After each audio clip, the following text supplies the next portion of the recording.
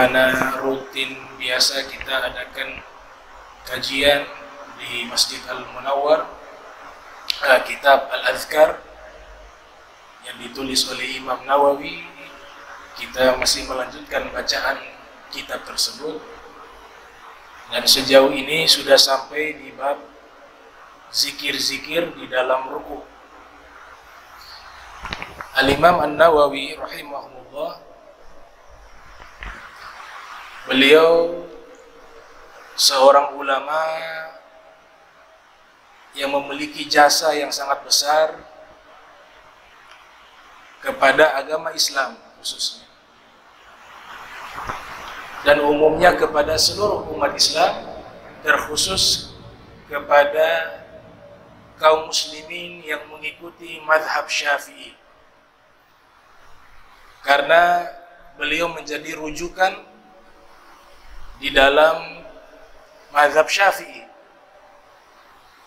Ibnu Katsir menyatakan kana ra'san fi mazhab Asy-Syafi'i. Imam Nawawi termasuk tokoh besar di dalam mazhab Syafi'i. Jadi kita wajib berterima kasih kepada ulama-ulama terdahulu. Berkat mereka, ilmu-ilmu Nabi kita Muhammad sallallahu alaihi wasallam bisa tersampaikan kepada kita sampai saat ini. Dan ciri-ciri orang beriman itu pandai berterima kasih. Man lam yashkur an-nasa lam yashkur Allah. Orang yang tidak berterima kasih kepada manusia, maka dia tidak berterima kasih kepada Allah. Nah, manusia-manusia yang melakukan kebaikan yang sangat besar kepada kita, yaitu mereka adalah para ulama terdahulu.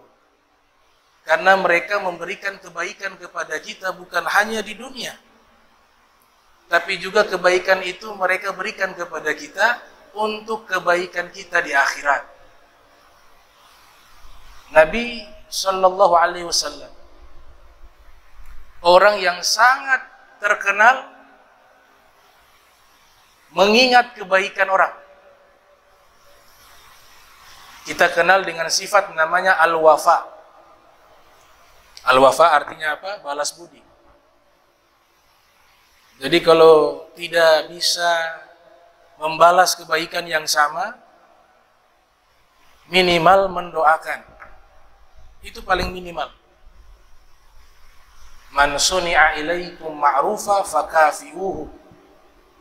Siapa yang dia mendapatkan kebaikan seseorang, wajib dibalas, kata Nabi. Wajib. Fakafi'uhu. Terutama kepada para guru,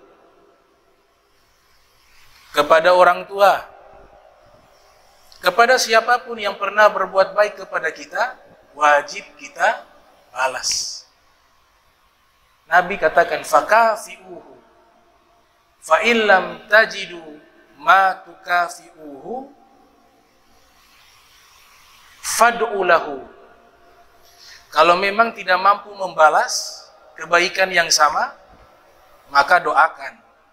Oleh sebab itu, para ulama salaf ketika membaca kitab yang ditulis oleh ulama-ulama terdahulu yang sudah meninggal dunia, mereka selalu mengirimkan Fatihah minimal. Al-Fatihah ila ruh muallif hadzal kitab. Saya mengirimkan Fatihah kepada pengarang kitab ini. Itu sebagai pendidikan agar kita selalu mengingat kebaikan ulama-ulama terdahulu. Fad'u lahu. Maka kita kirimkan Fatihah kepada ulama, khususnya kitab yang kita baca yang ditulis oleh Al-Imam Nawawi, walaupun beliau berada di Damaskus, berbeda negara dengan kita. Kita di Indonesia, beliau di Suriah. Tapi kiriman doa kita akan sampai kepada beliau. Nawaina an naqra'a surat al-Fatihah ila muallif hadzal kitab Al-Imam An-Nawawi wa ila hadratin Nabi Al-Fatihah. Bismillahirrahmanirrahim. Alhamdulillahirabbil alamin arrahmanir rahim maliki yaumiddin iyyaka na'budu wa iyyaka nasta'in shiratal mustaqim shiratal ladzina an'amta 'alaihim ghairil maghdubi 'alaihim waladdallin amin. Juga kita doakan kepada ulama-ulama terdahulu yang ada di negeri kita, yang ada di Ternate, yang ada di sekitarnya, ya, yang mereka punya jasa kita tidak bisa membalasnya, karena kenikmatan yang paling terbesar adalah nikmat Islam wal iman. A'zamu ni'mah halat bisaha, a'zamu ni'mat halat bisaha. Nikmat yang paling teragung adalah nikmat Islam dan iman. Kita fatihahkan juga kepada ulama-ulama terdahulu yang sudah membawa agama Islam ke negeri Maluku Utara, khususnya di Ternate. Anta ta'lamu bi asma'ihim. Al-Imam Ja'far Shadiq wa muftiyin, para mufti-mufti fi Jazairul Muluk. Al-Fatihah. Bismillahirrahmanirrahim. Alhamdulillahirabbil alamin arrahmanir rahim maliki yaumiddin iyyaka na'budu wa iyyaka nasta'in shiratal mustaqim shiratal ladzina an'amta 'alaihim ghairil maghdubi 'alaihim waladdallin amin. Kenapa doanya pakai Fatihah? Surat Al-Qur'an ada 114 surat. Tapi tradisi ulama yang mereka bacakan kepada para pendahulu yang telah wafat, mereka mengirim dengan surat Al-Fatihah. Kenapa tidak surat yang lain? Tidak ada larangan mengirim surat yang lain, tapi dipilih Fatihah karena Fatihah ini adalah surat yang sangat istimewa. Yang pertama, surat Fatihah ini adalah surat sholat. Saking istimewanya, surat Fatihah itu wajib dibaca dalam sholat. Kalau surat-surat yang lain tidak wajib. Berarti itu sudah menunjukkan bahwa surat ini istimewa. Betul tidak? La sholata liman lam yaqra bi Fatihatil Kitab. Diriwayatkan oleh Imam Nawawi, diriwayatkan oleh Al-Imam Abdul Ghani Al-Maqdisi dalam kitabnya Umdatul Ahkam, diriwayatkan oleh Al-Hafiz Ahmad ibn Ali ibnu Hajar Al-Asqalani yang dilahirkan tahun 773 Hijriah, wafat 852 Hijriah. Nabi bersabda, la sholata liman lam yaqra bi Fatihatil Kitab. Tidak ada solat bagi orang yang tidak membaca suratil Fatihah. Tapi kalau surat-surat yang lain, hukumnya sunnah di dalam solat ketika dibacakan. Berbeda dengan suratul Fatihah, hukumnya wajib. Berarti istimewa. Makanya ulama pilih, ya ini surat yang istimewa untuk dikirimkan kepada arwah kaum solihin terdahulu. Alasan berikutnya karena surat Fatihah surat doa. Surat Fatihah itu dinamakan juga dengan surat ad-doa, surat doa. Karena di dalamnya itu ada muatan doa.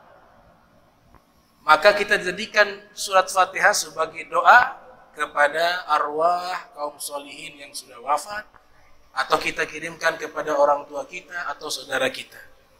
Rabbana fil lana wa li ikhwanina alladzina sabaquna bil iman wa la taj'al fi qulubina ghillan lil ladzina amanu innaka.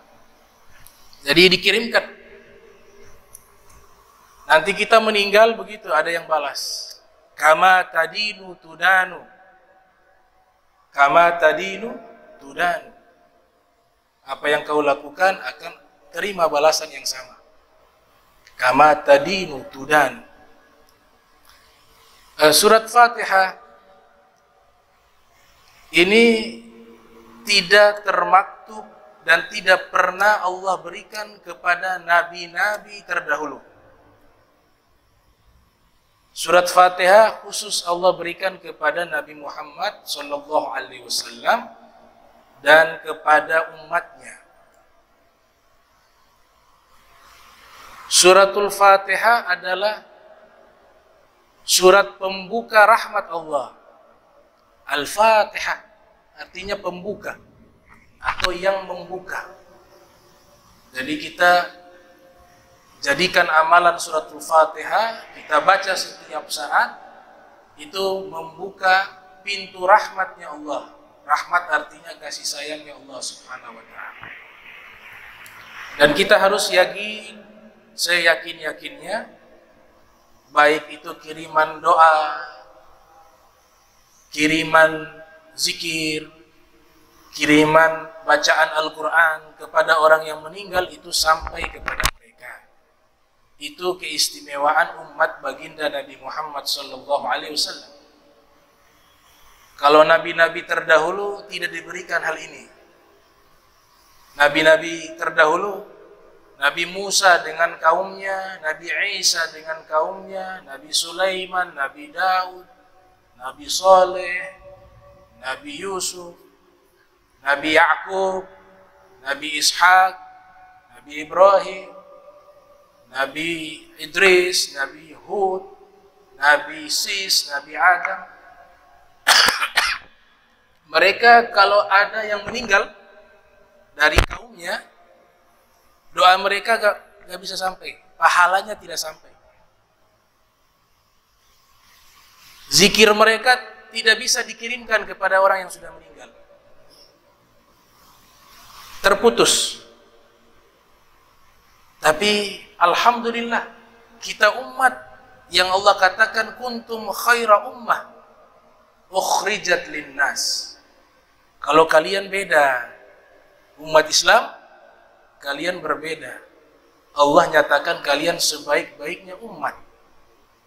Kalau kalian meninggal dunia, karena kalian umat terbaik, orang-orang hidup yang beriman, dengan syarat dia beriman, dia muslim, mereka mendoakan kalian sampai doa tersebut. Mereka mengirimkan pahala bacaan Al-Quran sampai kepada kalian yang sudah meninggal dunia. Idza mata ibnu Adam inqata' amaluh illa bithalath. Amalan anak Adam terputus kecuali 3. Apa itu? Shadaqatin jariyah, sedekah yang mengalir terus-menerus. Para fuqaha mengatakan wakaf. Yang kedua, ilmin yuntafa'u bih, ilmu yang bermanfaat. Yang ketiga, waladin solehin yad'u lahu, anak soleh yang mendoakan orang tuanya. Ini hadis yang sahih, diriwayatkan oleh Imam Muslim Ibnul Hajjaj Al-Qusairi Naisabur di dalam sahihnya, yang dilahirkan tahun 204 Hijriah, wafat pada tahun 261 Hijriah. Ini kan keistimewaan, sampai pahalanya. Amalnya tidak sampai, tapi pahalanya yang sampai.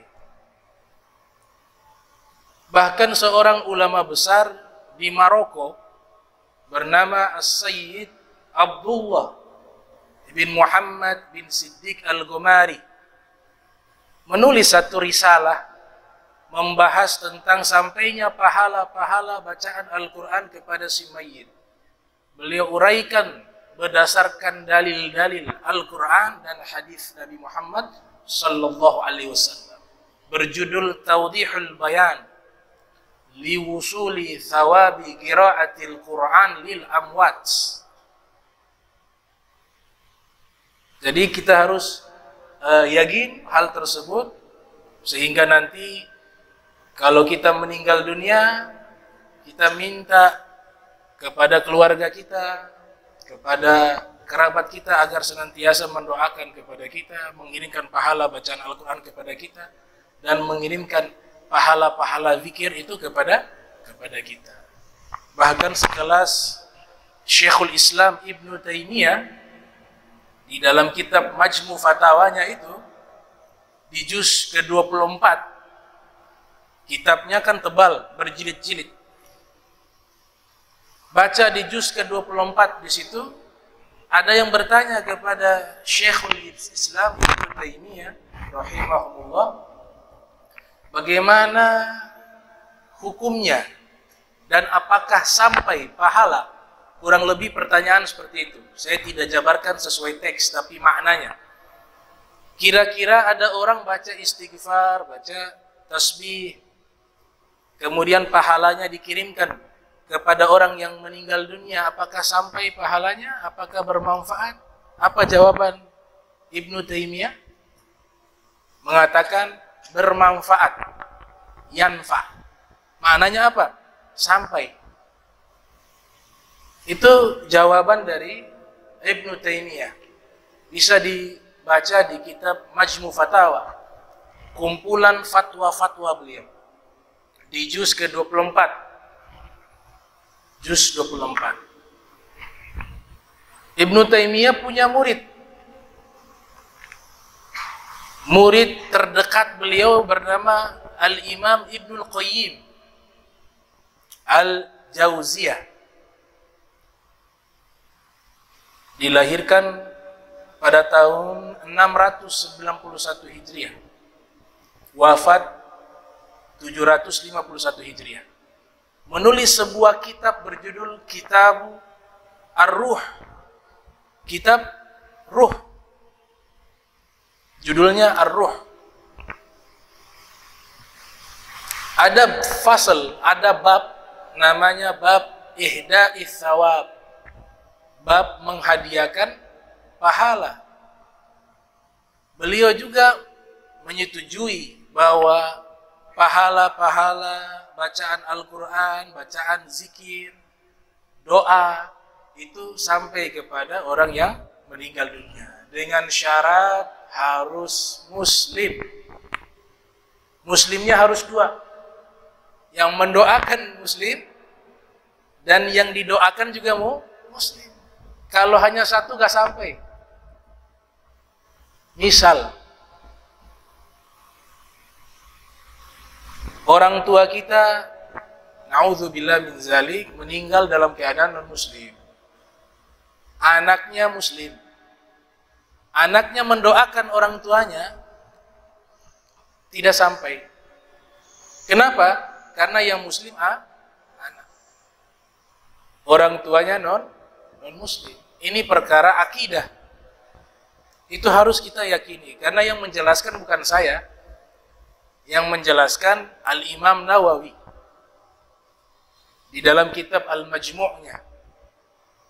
Imam Nawawi mengatakan ziarah ke makam orang tua kita yang non-muslim boleh, sebatas ziarah. Tapi ketika mendoakan dilarang oleh beliau. Ayat Al-Quran sudah menggambarkan hal itu dan sudah menjawab masalah ini. Rabbana ighfir lana alladzina sabaquna bil iman. Yang jawab siapa? Allah. Rabbana ighfir lana wa li ikhwanina alladzina sabaquna bil iman. Rabbana, wahai pencipta kami, ampunilah dosa kami. Rabbana ighfir lana wa li ikhwanina, dan saudara-saudara kami, alladzina sabaquna bil iman, yang mereka telah mendahului kami dengan keimanan. Syarat itu iman, baru bisa berdoa sampai. Tapi kalau kerabat kita, keluarga kita yang non muslim masih hidup, kita masih diizinkan mendoakan mereka. Tidak ada larangan. Ya Allah, berikan dia hidayah kepada agama Islam. Ya Allah, berikanlah kesabaran kepadanya. Jika ada keluarganya meninggal dunia, kita boleh melayat. Mendoakannya boleh, tapi doanya kepada yang hidup, bukan yang meninggal. Ini keindahan sebenarnya di dalam ajaran Islam. Ada satu riwayat disebutkan di dalam kitab Al-Akhlaqu lil Banin, karya Syekh Umar Barojah. Nabi punya pelayan, seorang pemuda Yahudi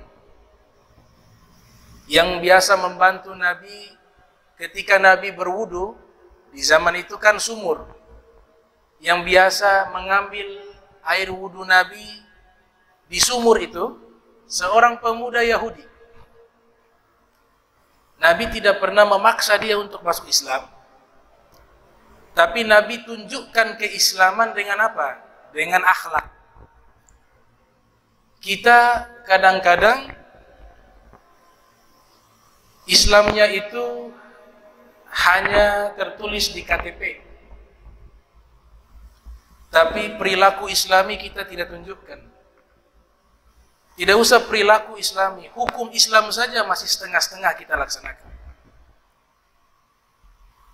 Tapi kalau sudah menanamkan, sudah mengimplementasikan nilai-nilai Islam di dalam perilaku kita, tanpa kita berdakwah, tanpa kita menyebutkan firman, tanpa kita menyebutkan hadis, orang-orang akan tertarik masuk ke dalam agama Islam karena melihat perilakunya.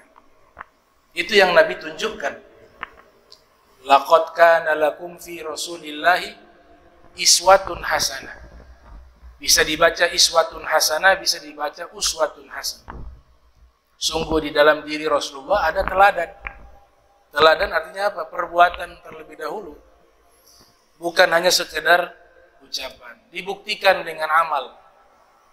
Lisanul hal afsah min lisanil maqal. Ya, teladan itu lebih fasih daripada lisan, daripada ucapan. Ternyata ini pemuda Yahudi, Nabi dapat informasi sakit dan dalam keadaan kritis. Nabi segera menuju ke rumah pemuda Yahudi tersebut. Ternyata ketika Nabi hadir di samping pemuda Yahudi tersebut, itu pemuda Yahudi sudah, nafasnya itu sudah terengah-engah. Dia bernafas sepotong-sepotong. Artinya sudah mendekati ajalnya. Di samping pemuda Yahudi itu ada ayahnya. Kemudian Nabi tawarkan. Kenapa tidak dari awal Nabi tawarkan? Karena dia masih ada kesempatan dapat hidayah. Masih hidup. Tapi ketika sudah mau meninggal, kalau terlambat masuk Islam, masuk ke dalam neraka.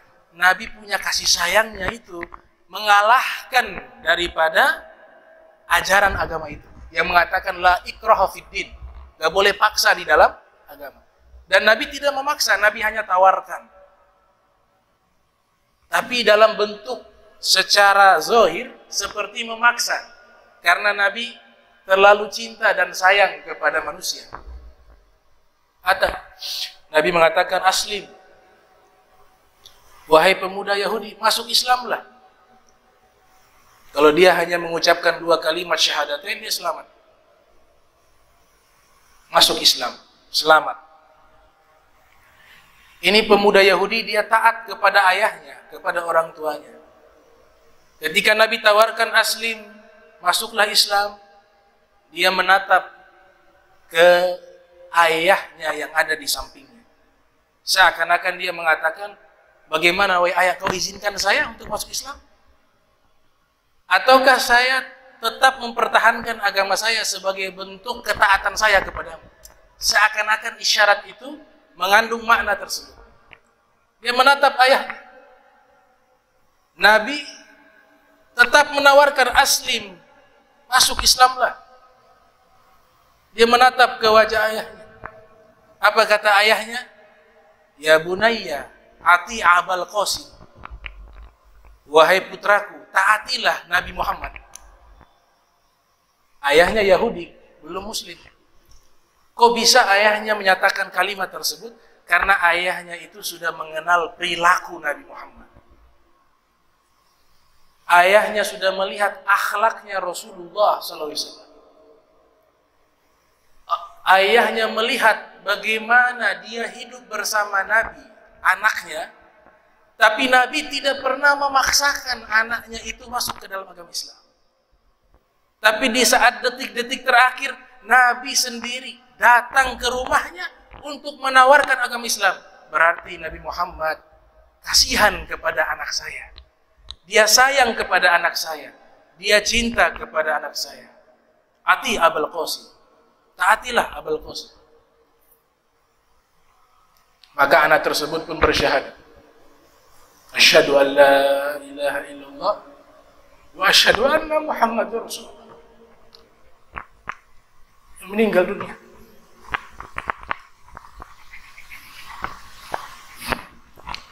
Rasulullah SAW keluar dari rumah bahagia, merasakan kesenangan. Beliau berdoa, Alhamdulillahilladzi anqadhahu minan nar. Segala puji bagi Allah yang menyelamatkan dia dari api neraka. Rahmat, kasih sayang Rasul SAW bukan hanya kepada orang Islam saja, bukan hanya kepada orang mukmin saja, bukan kepada orang yang baik saja. Untuk orang kafir pun Nabi menyayangi mereka. Kalau orang kafir pun Nabi sayangi mereka, bagaimana dengan umatnya? Menjelang wafat yang disebut ummati, ummati, ummati. Ya Allah, selamatkan umatku, selamatkan umatku, selamatkan. Menjelang wafat, sepanjang hidupnya kalau berdoa di saat tahajud yang disebut, Ya Allah, selamatkan umatku, umatku, umatku. Di saat dibangkitkan di hari kiamat, Nabi bangkit, Nabi mengucapkan ummati, ummati, ummati. Ya Allah, selamatkan umatku, umatku, umatku. Di saat dihisab seluruh manusia di padang mahsyar, Nabi sujud kepada Allah. Untuk siapa? Ummati, ummati, ummati. Umatku, ya Allah selamatkan. Umatku, ya Allah selamatkan. Di saat Nabi hidup pernah sekali, diriwayatkan oleh Abu Daud di dalam sunannya, yang dilahirkan tahun 202 Hijriah, wafat 275 Hijriah. Rasul pernah sujud dalam satu waktu dengan sujud yang sangat lama. Waqtan tawila, zamanan tawila, waktu yang sangat lama Nabi sujud. Sehingga sebagian sahabat merasa khawatir, apakah Nabi sudah meninggal di saat sujud? Begitu panjangnya sujudnya Nabi. Ternyata di saat beliau bersujud, begitu lama, begitu panjang waktunya, di dalamnya beliau berdoa kepada Allah agar Allah selamatkan umatnya. Sehingga Allah Ta'ala mengutus Jibril untuk mengabarkan kepada Nabi bahwa doanya Nabi Muhammad sudah diterima oleh Allah untuk kebaikan umatnya di yaumil akhir, di hari kiamat. Maka kita wajib balas kebaikan Nabi. Karena kita tidak mampu membalas kebaikan Nabi, Allah Ta'ala berikan satu cara untuk paling tidak kita sedang berusaha ingin membalas kebaikan Nabi Muhammad. Walaupun tidak mungkin kita bisa membalasnya. Ya fata, la tuzin nabiyaka, walau ji'tahu alal aini sa'iri. Ada syair menyatakan, wahai umat Islam, kalian tidak akan mampu membalas kebaikan Nabi Muhammad SAW.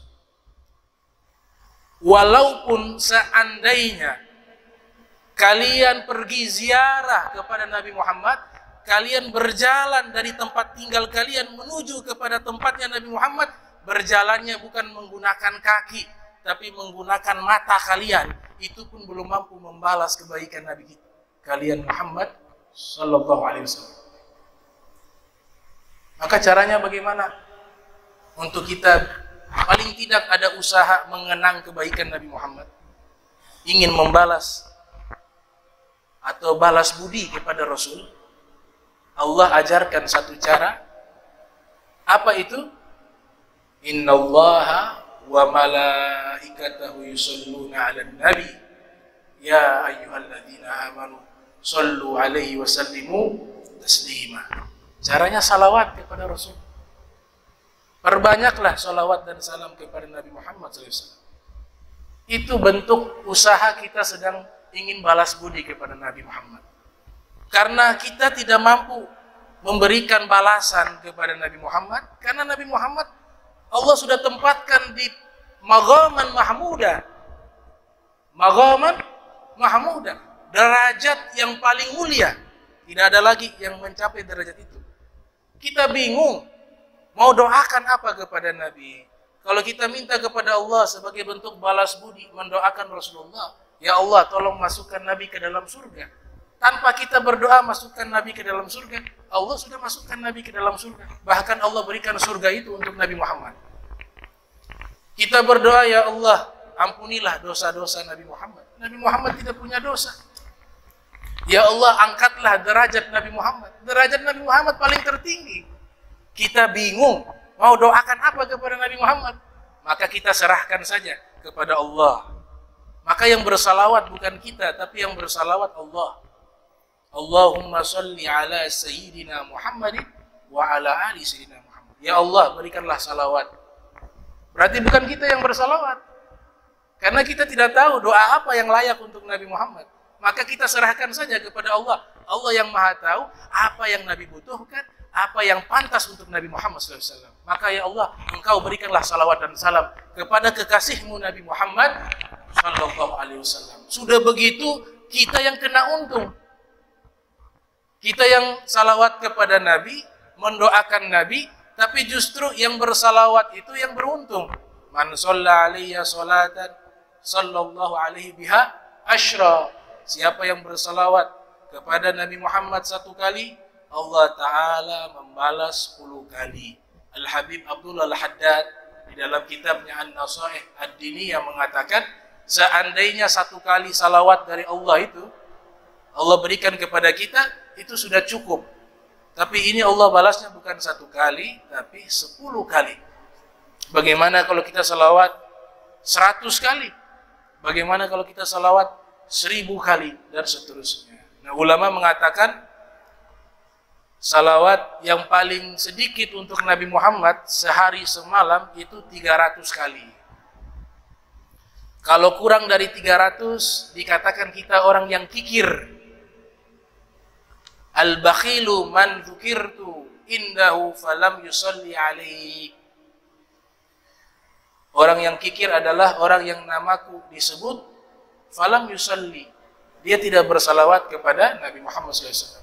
Al-bakhilu man dzukirtu indahu falam yusalli alaihi. Jadi ini pembukaan majelis, kita tidak baca kitab, tapi sebagai pengantar bahwa kita harus ketika bertambah usia bertambah, umur berkurang. Harusnya peningkatan amal-amal baik lebih meningkat.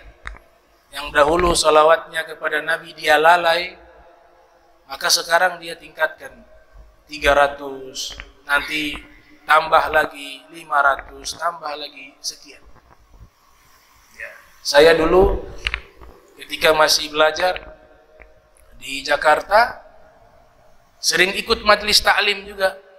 Di antara majelis taklim yang sering saya ikuti, walaupun tidak rutin, tapi lumayan banyak saya ikuti majelis tersebut. Namanya Majelis Rasulullah. Majelis Rasulullah di saat saya di Jakarta itu dipimpin oleh pendirinya, yaitu Al-Habib Munzir Al-Musawa. Al-Habib Munzir Al-Musawa, Allah yarham. Beliau sudah wafat.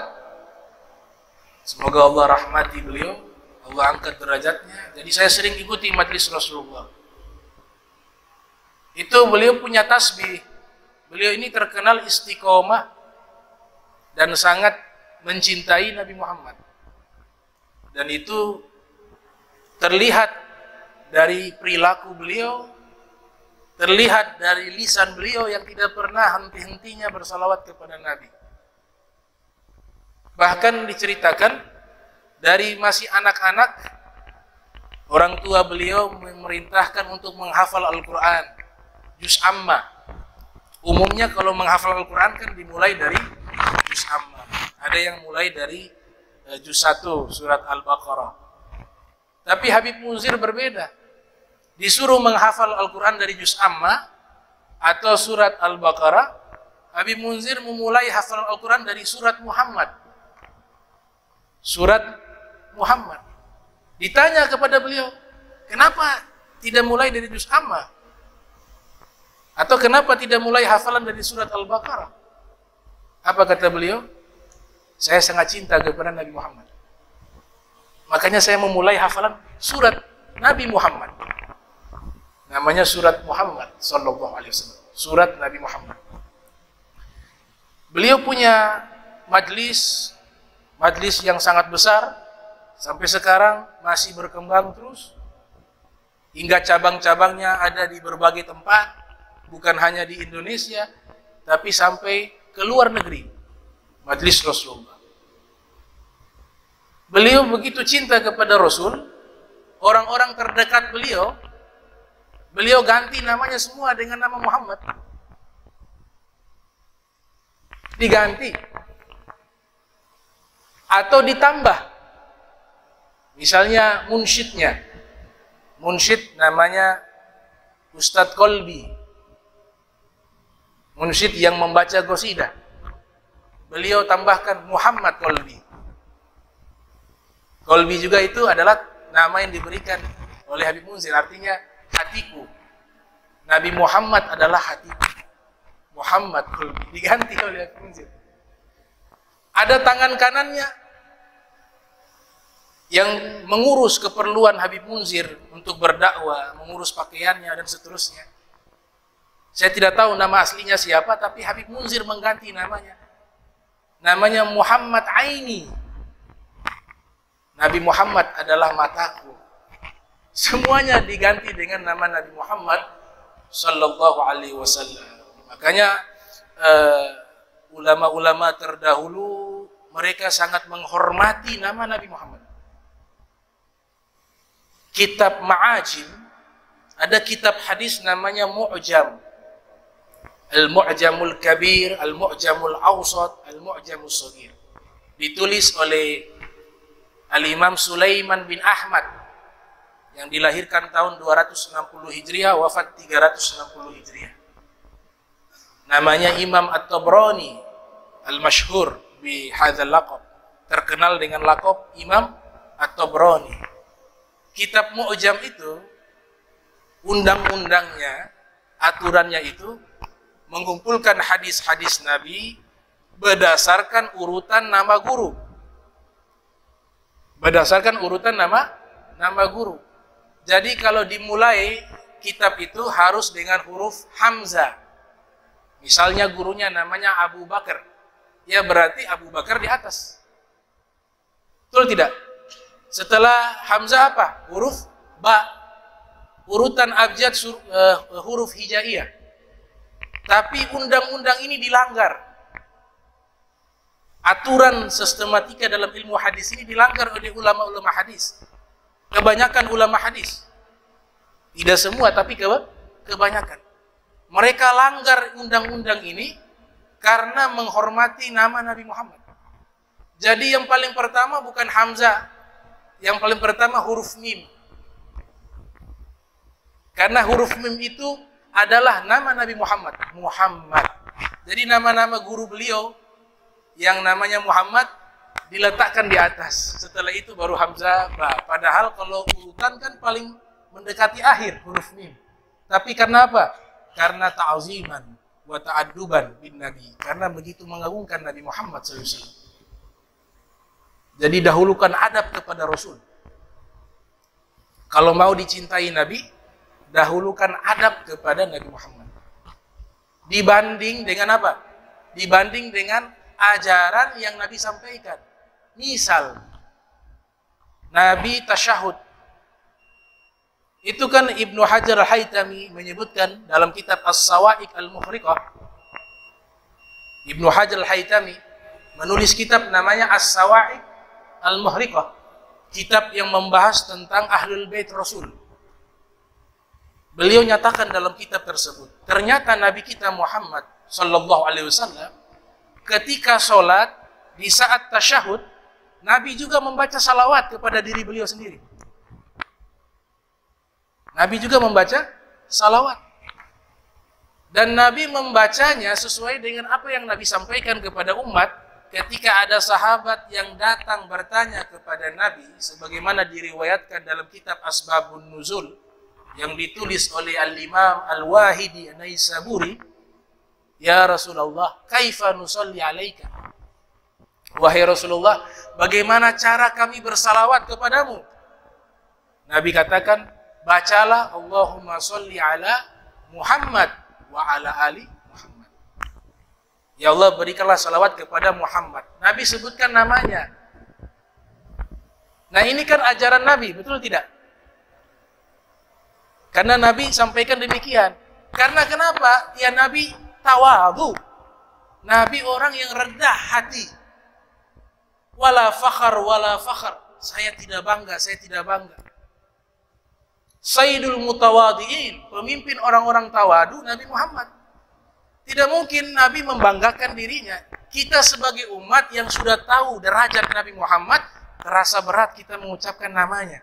Makanya ulama-ulama tambahkan pakai Sayyidina Muhammad. Kita yang berpikir, kalau Nabi ya Nabi tawadu. Kita yang berakal, terasa berat, saya tambah. Itu dilegalkan oleh Imam Nawawi. Dilegalkan oleh para fuqaha. Mereka mengatakan la ba'sa bihi. Tidak masalah kita tambahkan Sayyidina. Kalau antum ke Mesir, sampai hari ini di Mesir, kalau azan itu, kebanyakan masjidnya kalau azan, itu kalau sebut nama Nabi Muhammad pakai Sayyidina di dalam azan.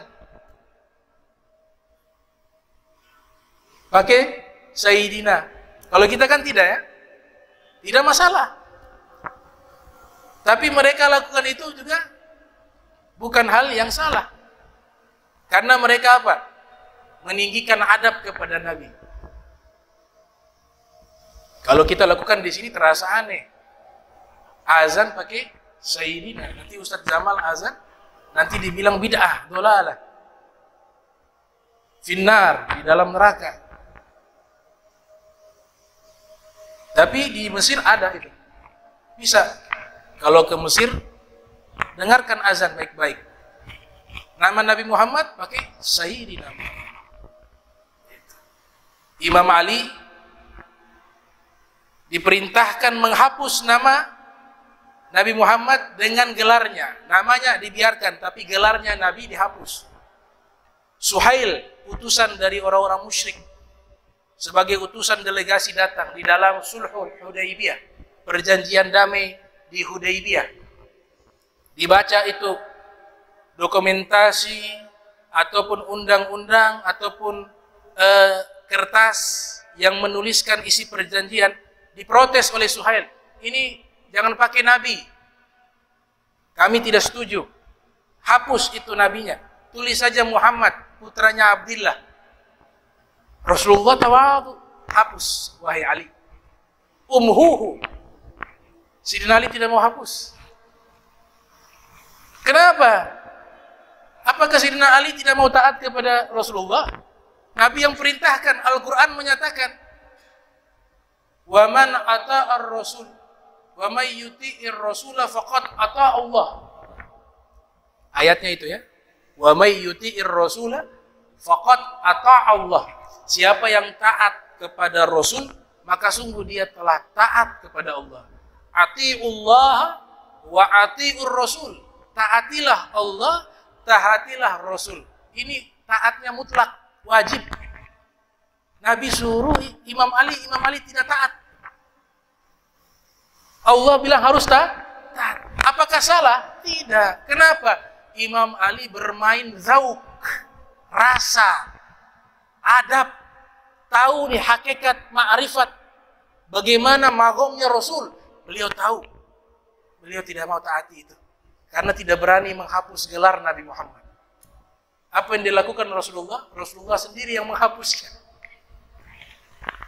Karena Imam Ali sudah membuat pernyataan, ya Rasulullah, la umhuhu abadah. Wahai Rasulullah, demi Allah, gelarmu ini saya tidak akan hapus selama-lamanya. adab. Allah wahyukan kepada Nabi Muhammad atas adabnya Imam Ali kepada Rasul. Allah wahyukan kepada Rasul, wahai Rasulullah, katakanlah kepada umat Islam secara umum dan khususnya kepada sahabat-sahabatmu, adabnya Imam Ali kepada Rasul, maka Allah ridho hal itu dan Allah berikan hadiah kepada Imam Ali yang keluar dari sabdanya Nabi, an-nazru ila wajhi Ali ibadah, memandang wajahnya Imam Ali ibadah. Itu buah dari adabnya kepada Nabi Muhammad SAW. Nah, insya Allah ini karena sudah waktu, nanti kita ketemu lagi. Insya Allah panjang umur semuanya, sehat walafiat. Kita semuanya diampuni oleh Allah Subhanahu Wa Taala dosa-dosanya, diberikan umur yang bertambah, kesempatan hidup sampai saat ini gunakan sebaiknya setiap detiknya, setiap menitnya, setiap harinya, sehingga ketika meninggal dunia dalam keadaan terbaik, dalam keadaan husnul khatimah, dalam keadaan suci bersih, secara zahir, secara batin, secara lahiriah dan secara ruhaniah. Amin ya rabbal alamin.